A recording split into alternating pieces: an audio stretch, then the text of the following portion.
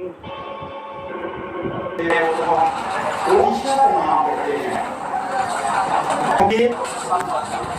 जानते हैं शहर में कभी गीदड़ों की पूजा नहीं होती है।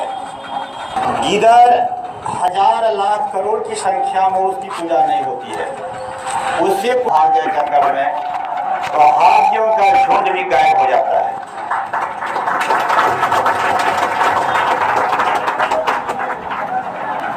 सुमित्रानंदन पंत ने ओशो से पूछा था कि संसार में ऐसा कौन व्यक्ति है जिसको एक नंबर में रखा जाए, बस संख्या एक के सामने। ओशो ने कहा संसार में वह सबसे पहला व्यक्ति है जिसको एक की संख्या के सामने रखा जाए, वह है योगेश्वर भगवान श्री कृष्ण, क्योंकि उससे आगे ज्ञान की पराकाष्ठा पर जाने वाले दूसरे कोई नहीं हुए हैं।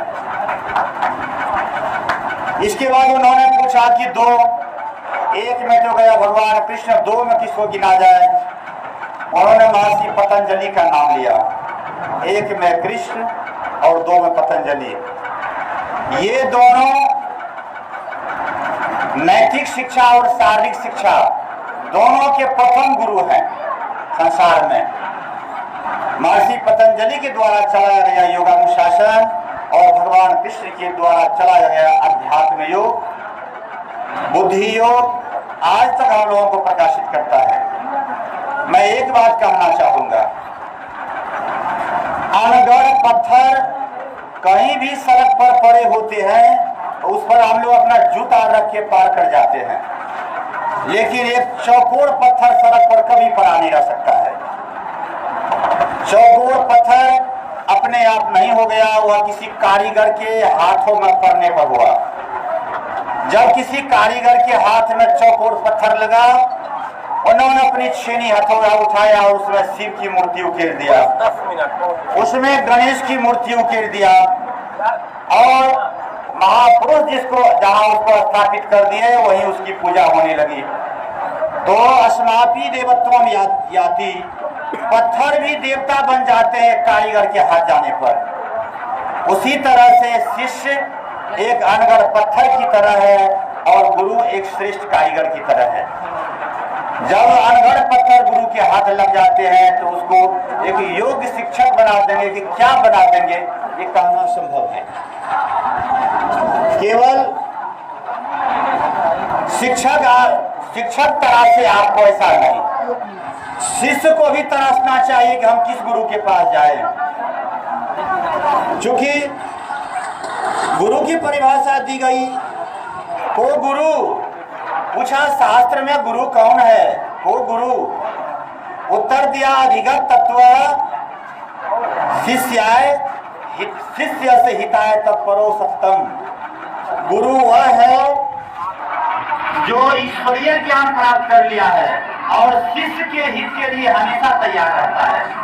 आप रात में भी फोन से पूछेंगे तो जब करके आपके सवाल का उत्तर दे देंगे, हमेशा तैयार रहता है। रोड पर आप पूछेंगे तो आपके प्रश्न का उत्तर देने के लिए तैयार रहेंगे, वही अच्छे गुरु हैं।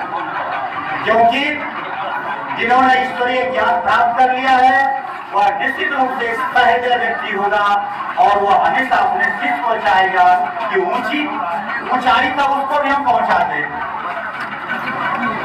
दूसरा बिंदु है,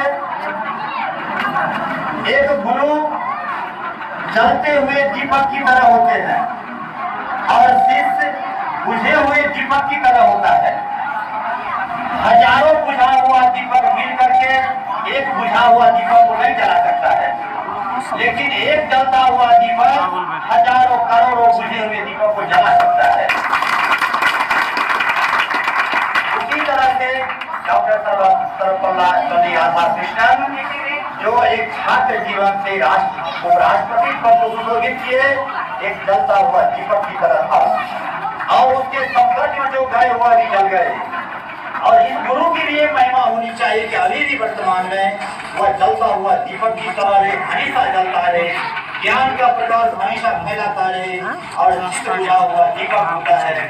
जब तक वह नजदीकी नहीं करेगा तब तक बुझा हुआ दीपक जलते हुए दीपक से लोग की छलक नहीं लेगा। आप बहुत देर दूर रहेंगे तो छलांग नहीं मारेगा लोग, उसको नजदीकी चाहिए, बहुत नजदीकी चाहिए, तब वह ज्ञान का प्रकाश आप में पहुंच सकता है। ये गुरु की महिमा है कि गुरु जो है वह कितने स्तर तक आपको पहुंचा दे, या जलते हुए दीपक की तरह होते हैं, इसीलिए आप उनकी नजदीकी कीजिए, समीपता कीजिए, तब जाकर के वह ज्ञान का प्रकाश आप में छलक लगाएगा। इन्हीं शब्दों के साथ अपनी वाणी को विराम देंगे।